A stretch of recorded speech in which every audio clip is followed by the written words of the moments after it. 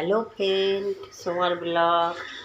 দেখো, দেখতে পাচ্ছ আমি দেখো পটল আলু ভাজছি। হুম আরে আমি তো সেই জানো তো যে খিচুড়ি করলাম, তোমাদের সাথে সবই শেয়ার করলাম। আমি তো ওই কিছু ভাজি না। হ্যাঁ, আর আমি সব কিছু একসাথে ধুয়ে আর তারপরে মশলার সাথে কষে দিয়ে দিই। হ্যাঁ, আমি এরকম করেই খিচুড়ি করি, আর প্রেশার কুকারেই করি। দেখো, প্রেশার কুকারে বসিয়েছি। আর নামানোর সময় কী হবে বলো তো, দিয়ে দেবো, ভিজিয়ে নামিয়ে দেবো গোবিন্দভোগের চাল। ওই যে আমার হয়ে গেছে খিচুড়িটা।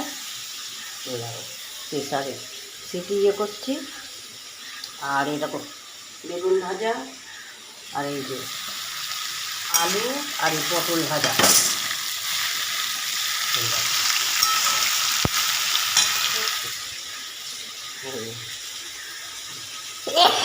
বাবা,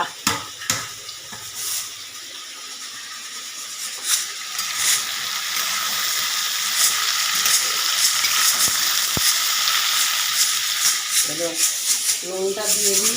নুন দিয়ে দেবে না, ভালো হবে।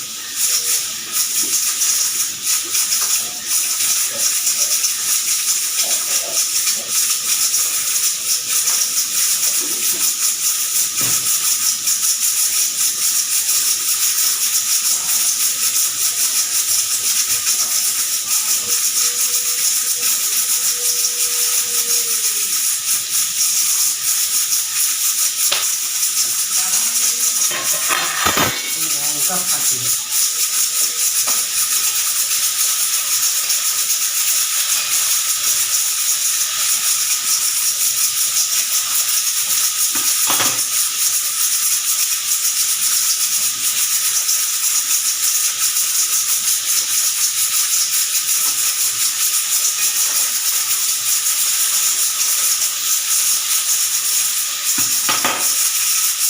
নামানোর সময় ঘি দিয়ে দেবো। এই যে ঘি, আমি আদা জিরে সব দিয়েছি। আদা থেতো করে দিয়ে দিয়েছি, আর মশলা সবই দিয়েছি। শুধু ডালটা দুটো ডাল, অড়হর ডাল আর মুগের ডাল ধুয়ে দিয়ে দিয়েছি। আমি ভাজি না কোনো দিনও।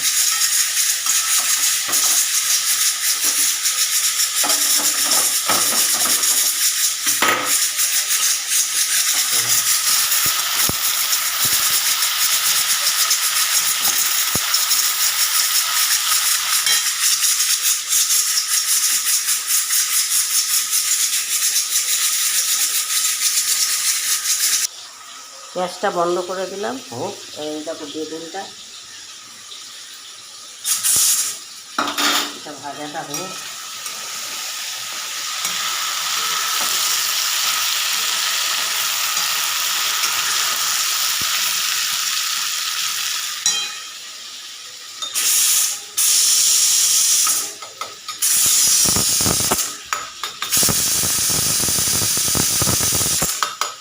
আমার দিদি ফোন করেছে, বলছে তুই কী করে রান্না করিস খিচুড়ি, আমাকে বল। আমি এবার আমি তখন ব্লগ করছিলাম, তা আমার ওটা কেটে গেল। আমি ওই জন্য বললাম, আমি ব্লগ করছিলাম খিচুড়ি দিয়ে, আর তুই ফোন করলি, ওটা কেটে গেল। বলো ও, তাই জন্য ও বলছে তুই কী করে করিস, এত সুন্দর হয়, আমাকে বল। আমি ঠিক আছে, আমি বলে দিলাম। তাই ও করছি আজকে। আমার খিচুড়িও আমি ওই বাড়িতে করি, আমার মা এত ভালোবাসে।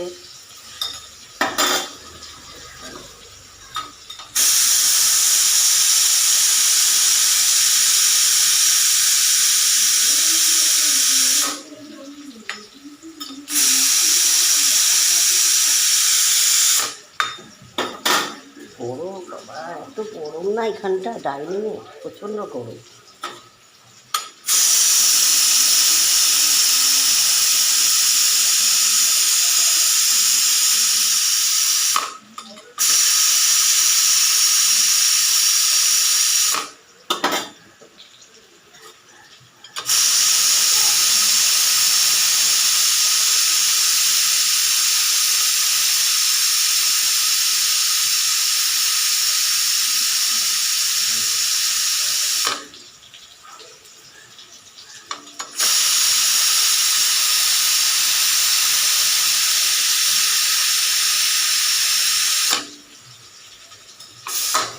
হাওয়াটা বার করে দিয়ে দিয়ে দেখি কতটা জল আছে।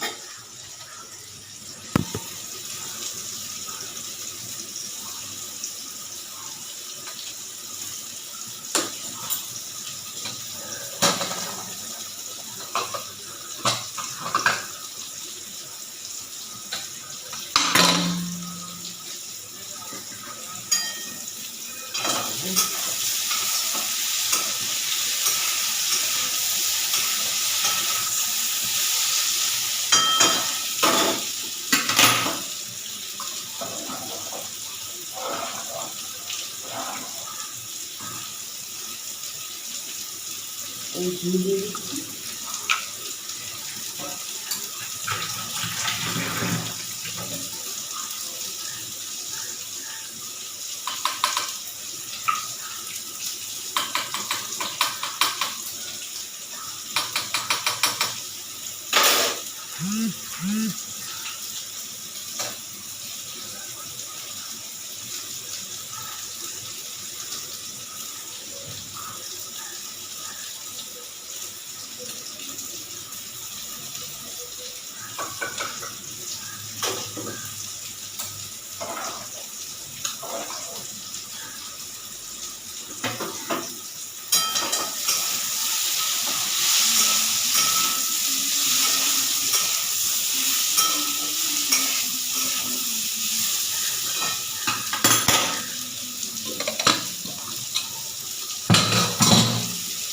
আদা রসুন না দিয়ে ঝোলটা অনেক ঝোল আছে দেখি। আমি আবার বেশি ঝোল খাই না, ভালো লাগে না।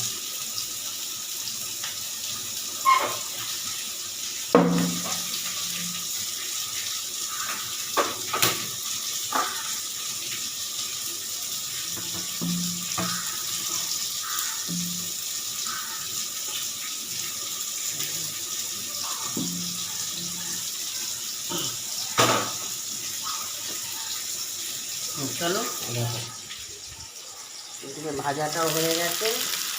আগে দেখো